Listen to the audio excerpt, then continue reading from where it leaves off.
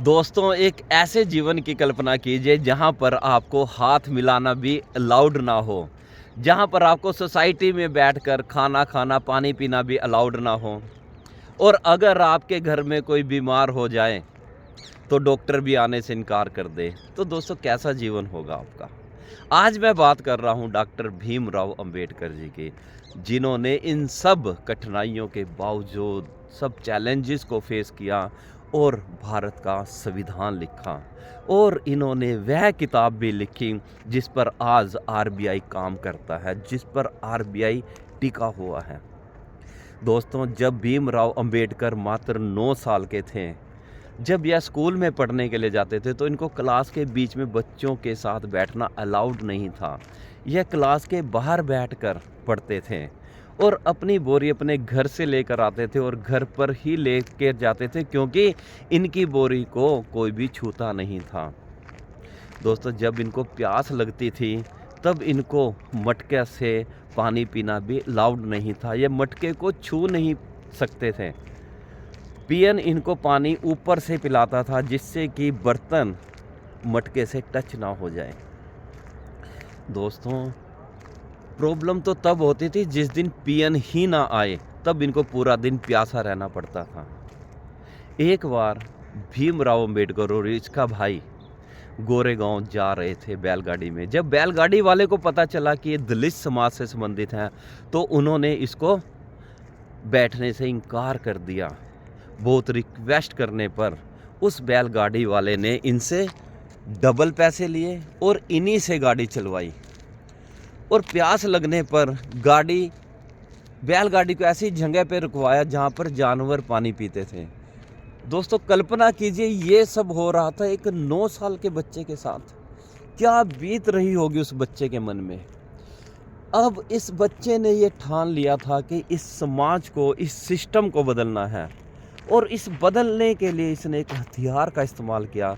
दोस्तों, लोग बंदूक, तलवार, तोप जैसे हथियारों का इस्तेमाल करते हैं, लेकिन इसने एजुकेशन हथियार का इस्तेमाल किया। इसने अब ये ठान लिया कि मैं पढ़ लिख कर इस समाज को, इस सोसाइटी को बदलूंगा।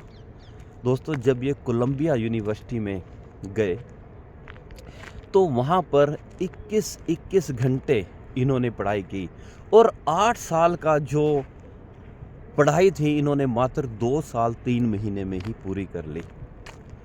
एक बार लंदन यूनिवर्सिटी में जब ये लाइब्रेरी के अंदर पढ़ रहे थे, तब इन्होंने अपनी जेब से एक ब्रेड निकाला और खाने लगे। जब इन्हें भूख लगी, तब लाइब्रेरियन ने कहा कि लाइब्रेरी के अंदर बैठकर खाना खाना अलाउड नहीं है। तब इसने बड़ी ईमानदारी से आंसर दिया और कहा कि मेरे पास इतने पैसे नहीं हैं, मैं कैंटीन का खाना अफोर्ड कर सकूं। तब वह लाइब्रेरियन, जो कि क्रिश्चियन थी, उसने अपने घर से खाना लाने लगी और वह टिफ़िन इसको देने लगी। दोस्तों, कितनी प्रॉब्लम भीमराव अंबेडकर जी फेस कर रहे थे। अगर आम व्यक्ति मेरे और आपके जैसा होता, तो शायद कब से पढ़ाई सब छोड़कर शायद कोई मेहनत मजदूरी करने लगता। लेकिन भीमराव अंबेडकर जी का लक्ष्य क्लियर था कि इस हथियार के द्वारा, इस एजुकेशन के द्वारा ही मैं सोसाइटी को बदल सकता हूँ, इस समाज को बदल सकता हूँ।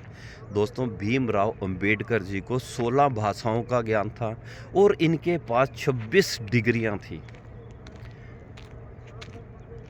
इतना पढ़ाई के प्रति इतना लक्ष्य क्लियर। दोस्तों, अगर हम भी जीवन में अगर कोई लक्ष्य पाना चाहते हैं और इतना हमारे अंदर भी डेडिकेशन आए किसी काम को करने के प्रति, तो क्या हम उस मंजिल को नहीं पा सकते? हम भी पा सकते हैं। दोस्तों, आज की कहानी से हमें बहुत कुछ सीखने को मिलता है, बहुत शिक्षा मिलती है कि अगर एक व्यक्ति इतने सारे चैलेंज को फेस करने के बाद भी अपने लक्ष्य को पा लेता है, तो दोस्तों, हमारे आज की अगर हम बात करें, हमारे सामने तो कोई प्रॉब्लम ही नहीं है। भीमराव अंबेडकर जी की लाइब्रेरी में 50,000 किताबें थीं। दोस्तों आज मोबाइल फ़ोन पर ई बुक है, हम मोटिवेशनल वीडियो देख सकते हैं, किताब को पढ़ सकते हैं, कितनी फैसिलिटी है, उसके सब के बावजूद भी हम ब्लेम करते हैं कि हम कामयाब नहीं हो रहे हैं। इसके पीछे मेरे माँ बाप, सोसाइटी, हम ब्लेम कर रहे हैं दूसरे व्यक्ति को, सरकार को ब्लेम कर रहे हैं, जबकि कमी हमारे अंदर है। जब यह व्यक्ति इतनी कमियों के बावजूद अपने लक्ष्य को हासिल कर सकता है और इतना एक महान व्यक्ति बन सकता है, तो दोस्तों मैं आपसे पूछता हूँ कि हम क्यों नहीं, आप क्यों नहीं, हम कर सकते हैं।